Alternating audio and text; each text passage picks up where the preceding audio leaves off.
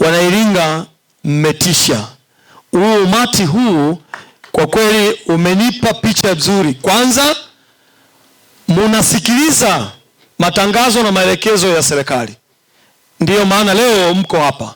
Leo hii nimesimama hapa nikiwa na maelekezo mahususi kabisa kutoka kwa Mheshimiwa Daktari Leonard Akwilapo, waziri wetu wa ardhi, nyumba na maendeleo ya makazi, aliyonielekeza nije hapa kuja kuwasalimia na kuona jinsi gani kliniki hii ambayo ina jina la Samia Ardhi Kliniki inaendeleaje.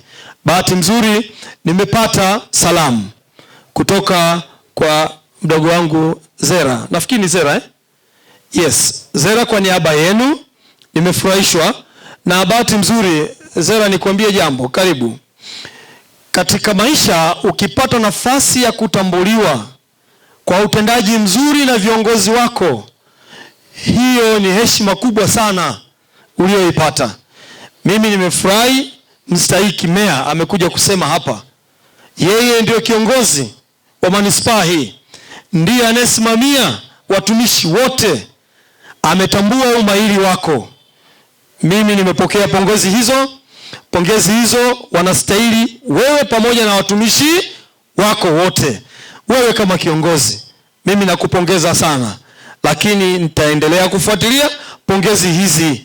Ni nini kimesababisha upewe pongezi?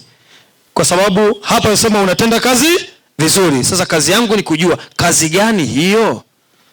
Moja ni hii ambaye leo umeisimamia hapa ya kuratibu zoezi hili. Watu ni wengi, nimeangalia walikaa pale wengi sana, ila sababu ya jua tu, lakini umefanya kazi nzuri ya maandalizi.